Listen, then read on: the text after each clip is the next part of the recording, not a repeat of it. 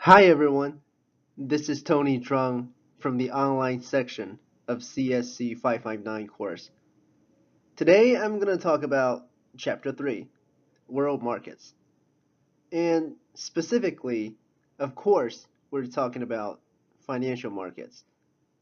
The financial markets are extremely huge and diverse, and many different kinds of financial assets and products are created and utilized.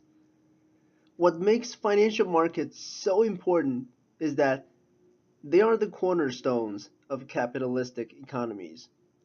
They help facilitate capital formation and liquidity for entrepreneurs and businesses. Financial markets create liquidity by making it easy for buyers and sellers to trade their financial holdings. Without the infrastructure of a market, sellers would have to find individual buyers themselves or use some less efficient methods, such as classified advertisements. In addition, the centralized location provides transparency for price availability and better subjects the securities to market forces of supply and demand. This, in turn, assures buyers and sellers of a fair price than they might otherwise receive in a single private transaction. And this is why we should have a pretty decent understanding of this topic. This is the outline of my presentation. I'll first talk about various kinds of financial assets. Then we will discuss how the market and the trading field work and show the differences between the past and the present. Also, we will talk about some new systems or platforms that have started to spread and change the financial world. We will then talk about the trends that most markets in the world share in common. Last but not least, we will compare the asset classes in terms of their market value and see which asset class has the greatest impact. The world's financial markets are so huge. In general, we can divide them into four main groups: capital markets, foreign exchange markets, money markets, and derivative markets. Each market has its own identity and feature. For example, capital markets channel savings and investments between suppliers of capital and users of capital. Capital markets are important for the functioning of an economy because capital is a critical component for generating economic output. The foreign exchange market is known as the forex market, currency trading market, or just FX. It is a market where participants buy, sell, and exchange currencies.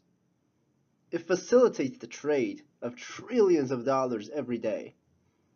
There is no central location. Instead, money is traded through a network of international dealers and brokers. The money market is where securities with high liquidity and very short-term maturities are traded. It is used by participants as a means for borrowing and lending in the short term, with maturities that usually range from overnight to just under a year. The derivatives market, as the name suggests, is the financial market for derivatives such as futures, forwards, options, swaps, and credit derivatives, etc. Now we will discuss some of the major asset classes. Equity. Equity has several meanings that vary by their context, but in general, each refers to ownership. Equity also applies to the securities in the margin account minus what an investor borrows from a broker. But in general, equity is the value of a business or property after its debt and liabilities are paid. Think of equity as ownership in any asset after all debt stemming from that asset are paid. A car or a house with no outstanding debt is the owner's equity because he or she can simply sell the item and receive cash. Stocks are considered equity as well because they represent ownership in a firm. Determining the fair value for equities is actually a pretty complex process, and many different theories and methods can be used to evaluate equity. Fixed income. Fixed income assets, or fixed income security, is an investment that provides a return in the form of fixed periodic payments, and the principal is returned at maturity time. The payment can be in the form of a coupon payment, a dividend on the stock, or an interest payment. The rate of return is fixed at the time the security is purchased, so the investor knows exactly how much income he or she will earn from this security. Because of this certainty, fixed income securities usually have a relatively lower rate of return. And this means that very often it is especially popular for risk-averse investors. Examples of fixed income securities are treasury bonds, certificates of deposit, and preferred stock with a stated dividend rate. For example, an investor might own a 30-year treasury bond with a face amount of $1,000 and a coupon rate of 4%. The investor can count on receiving $40 annually for 30 years. And at that time, he or she will receive the final interest payment plus his $1,000 principal.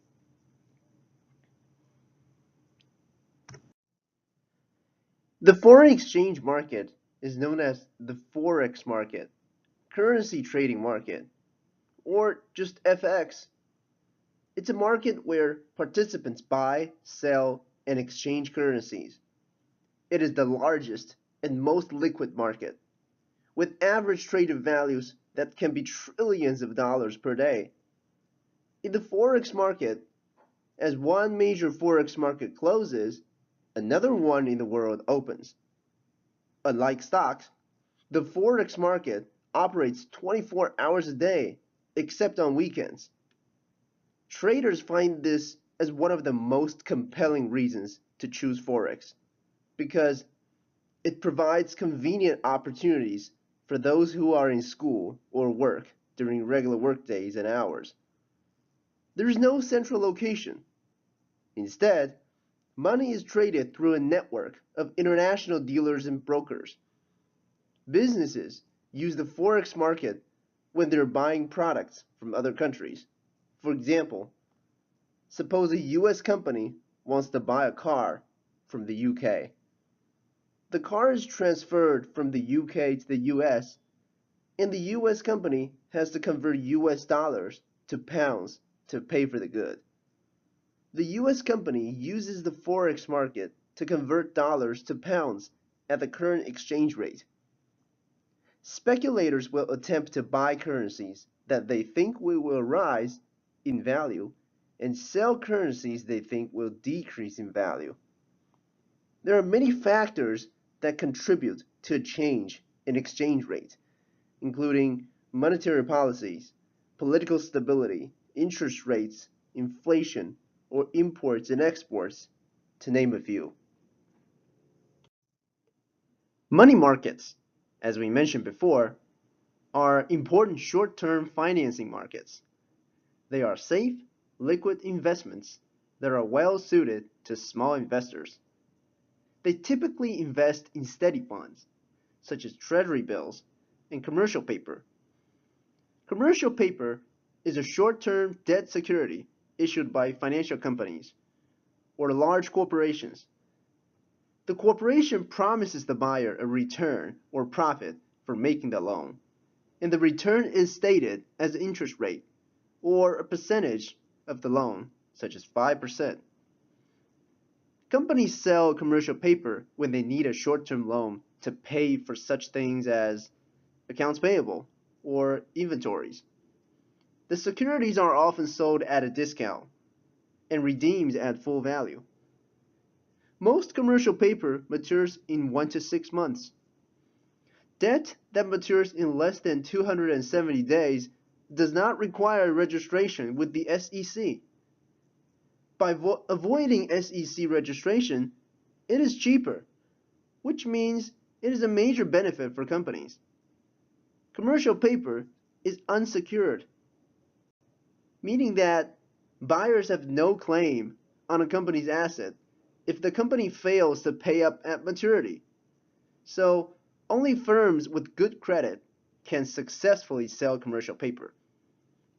Traditionally, commercial paper is sold in large denominations of $100,000 or more to large institutions or rich people, but it's increasingly becoming more available to small investors. Let's say you want to go traveling somewhere like 12 months later, and you want to save some money. Because your time horizon is short, just 1 year, you can choose to invest your savings in a money market fund. Money market funds are short term, so funds are invested for a limited period of time. Treasury funds, or commercial paper, last an average about 1 year or less.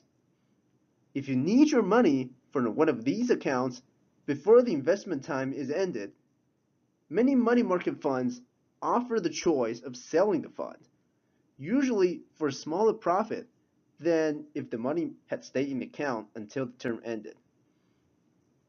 Opening a money market funds account is as simple as opening a savings account, only with a few differences. The account usually requires a minimum balance to open, and you must leave your money in the account for a specific period of time. Although money market funds do not yield a huge return, they generally offer higher interest rates than most savings accounts, and they are more convenient for short-term investors. Repurchase agreement, or repo, is a short-term borrowing for dealers in government securities. For the party selling the security and agreeing to repurchase in the future, it is a repo. For the other side of the agreement, it is called a reverse repurchase agreement. Repurchase agreements are generally considered safe investments because the security in question functions as collateral, which is why most agreements involve U.S. Treasury bonds. The Federal Reserve enters into repurchase agreements to regulate the money supply and bank reserves, and individuals normally use these agreements to finance the purchase of debt securities or other investments. Derivatives is a product that derives its value from underlying asset classes, either equities or fixed income products. Examples of derivatives are forwards, futures, options, swaps, and credit derivatives. Derivatives can either be traded over the counter or on an exchange. In general, over-the-counter derivatives are riskier because they are unregulated and non-standardized. A forward contract is an agreement to buy or sell a fixed quantity of a given asset at a certain price at a specific date in the future. And the main difference between a forward contract and a futures contract is that futures are traded on an exchange, which means they are standardized. Options are another common form of derivative. An option is similar to a futures contract, but the difference is that with an option, the buyer or seller is not obligated to make the transaction if he or she decides not to, which makes the name option. Just like futures, options can be used to hedge the seller's stock against a price drop. A swap is when two parties exchange financial instruments such as interest rates, cash flow, stocks, or even bonds. The most common financial swap is an interest rate swap. Swaps do not trade on exchanges, and retail investors do not generally engage in swaps. Instead, swaps are over-the-counter contracts between businesses or financial institutions.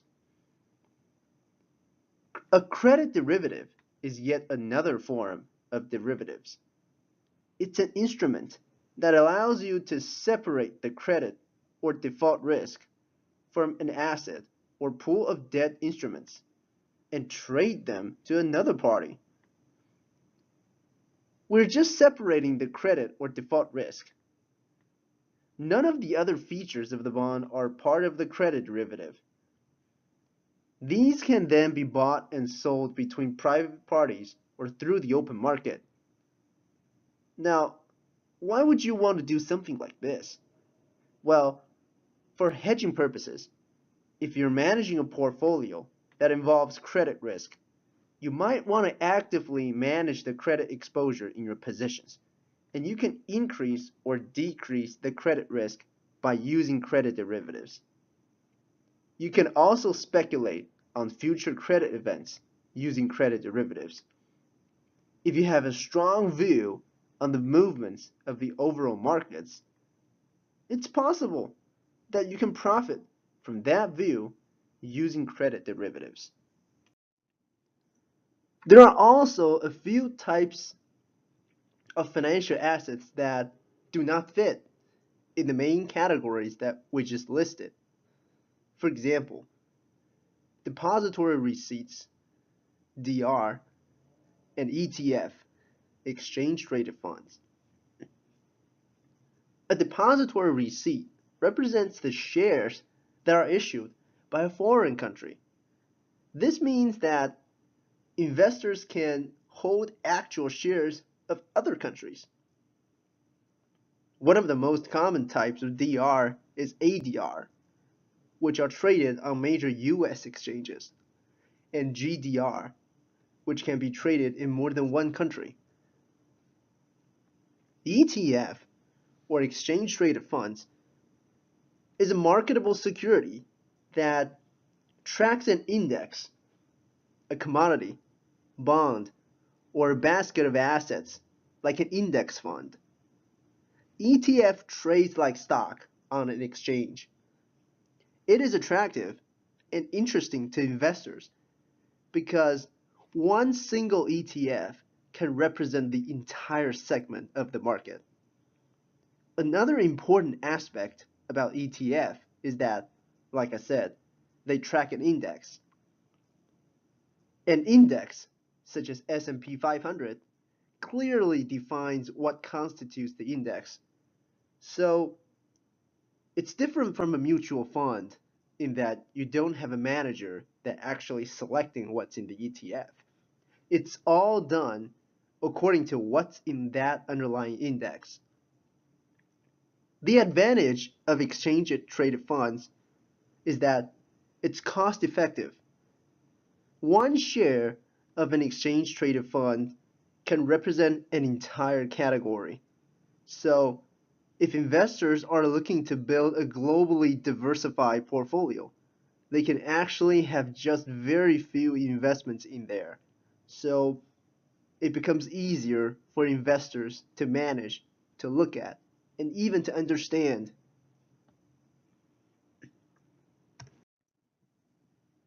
Now, we're going to talk about the structure of the market. Initially, most markets begin with quote-driven trading, which means that asset prices are determined by the market makers, such as the dealers. This kind of trade seems to be not transparent because an investor cannot determine the price themselves. Gradually, as time goes by, the number of investors increased and more dealers came in. And this allows investors to check and compare the prices presented by many other dealers before actually make a trade. Although trading is still bilateral and quote-driven at this stage, At least there are more different prices to compare. Eventually, in the end, the market becomes so large that the whole market is like this right here. Inter-dealer networks worked as an exchange, and the communications between dealers and clients were handled by brokers. For inter-dealer markets, basically, we can break it down into two categories: exchange-based trading and over-the-counter trading. Exchanges are probably the best known places for trading. It's generally adopted for more standardized assets, such as equities, futures, and options. Some examples for exchanges around the world are the New York Stock Exchange, the Chicago Board of Trade, London Stock Exchange, Tokyo Stock Exchange, etc. For OTC markets, it is less centralized and without a certain location. Over time, electronic trading platform has become a very popular tool in trading. Traditionally, brokers act as the middleman between dealers and clients.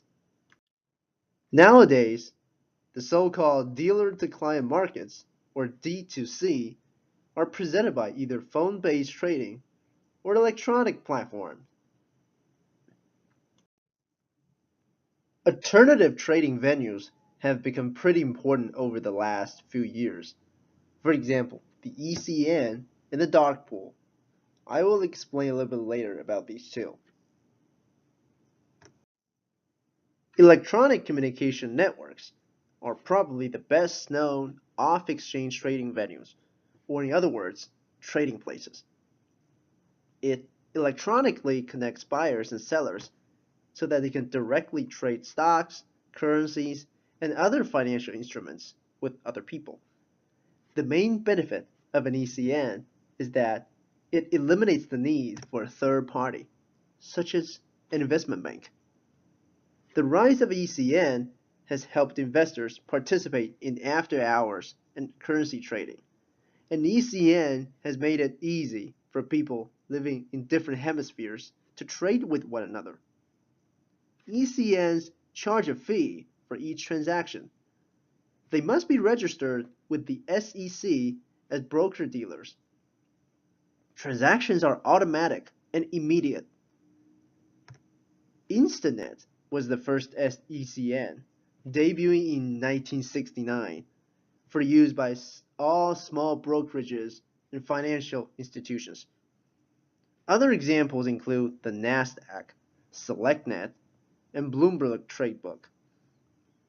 Instead of existing as a physical location, these ECNs are networks that accommodate trading outside of a traditional stock exchange. Some of the disadvantages including technology problems. For example, a serious system error might slow down or even stop the service. Another example would be the dark pool. Dark pools are private exchanges for trading large number of securities that are not accessible to the public. They facilitate block trading for institutional investors trying to avoid impacting the market with their large orders. Although it has always been criticized of their lack of transparency, dark pools still serve a purpose. For example, if dark pools are not available, and a large institutional investor wants to sell 1 million shares of a particular stock, the impact on the price will be huge. Investors will probably see as a sign to sell, and the price could fall. A dark pool lets the investor sell the block, and the lack of transparency works in his or her favor because the price would be better than if the shares were sold on an exchange. Some advantages for dark pools include reduced market impact and lower transaction costs. But dark pools are still in controversy because the exchange prices may not reflect the real market. For example, if a mutual fund owns 20% of a company's stock, and sells it off in the dark pool, if the unaware investors later buy the stock, they will pay too much for it because the stock could then collapse when the big sale goes public. Next, we will talk about the global market trends. It is no doubt that there are differences among the world's financial markets. However, there are still some similarities, especially some specific categories are improving among most markets around the world. Electronic trading, transparency, and accessibility.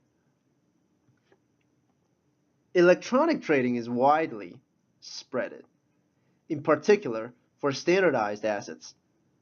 It has completely changed the way people trade, since order placement and execution times are now measured in fractions of a second. Specifically, three evident changes by implementing electronic trading are increased speed of trading, massive growth in trading volume, and long-term decrease in order sizes. In the past, a delay of 300 milliseconds used to be perfectly reasonable, but nowadays, targeting latencies in microseconds. For transparency, we can divide it into post-trade and pre-trade transparency. Post-trade transparency is improving in both exchange-based and OTC markets.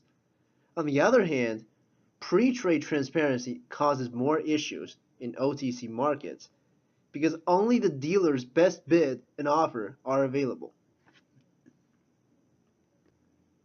Accessibility. Traditionally, the marketplaces are divided into two parties, the dealers and the clients, just like we mentioned before. However, electronic trading has blurred the difference between dealers and clients. Once an electronic platform is created, there is a lot less difference between the buy side and the sell side. The segmentation between dealers and clients is becoming not that obvious because of ECNs and ATS. When talking about the market trend, it's essential to understand the concept of centralization and fragmentation.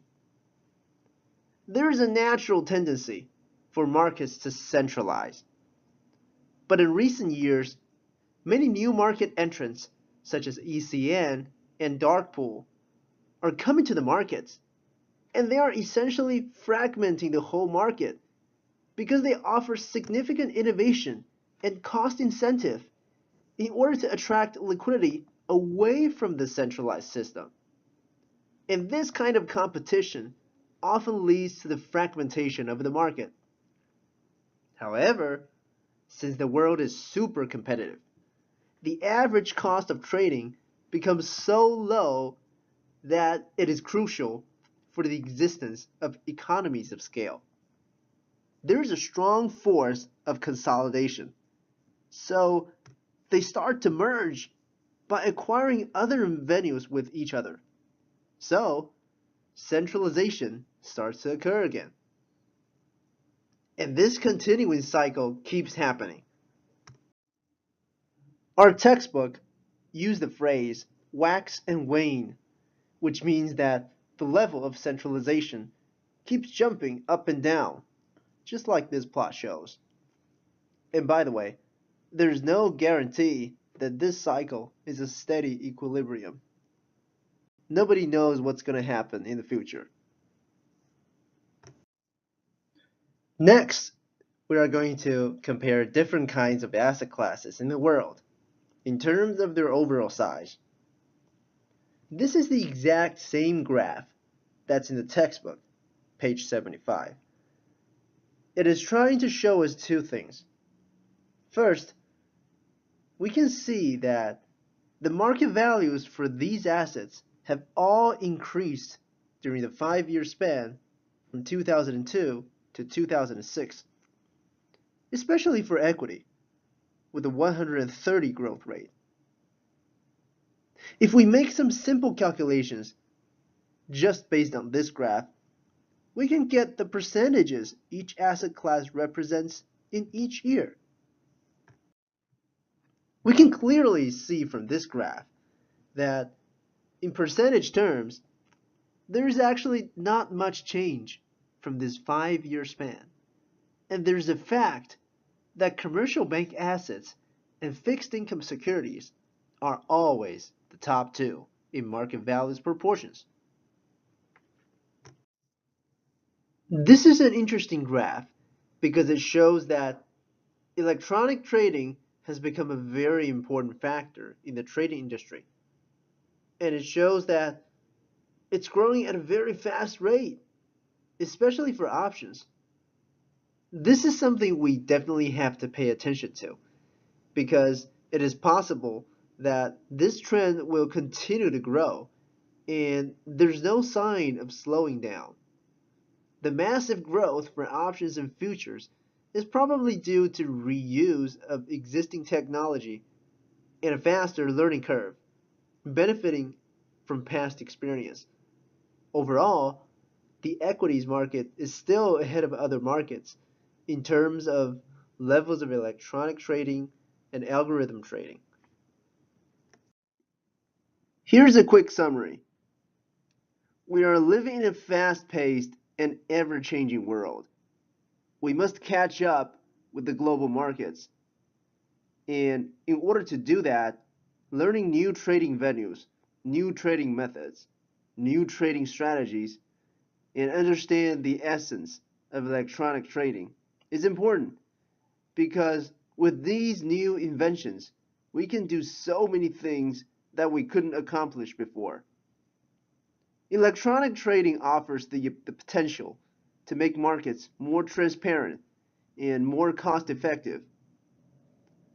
It is still too early to say how the various markets may develop, but a lot of market participants expect a transition in certain markets to a fairly centralized and open network, allowing all market participants to transact directly with each other. Electronic trading is changing the world.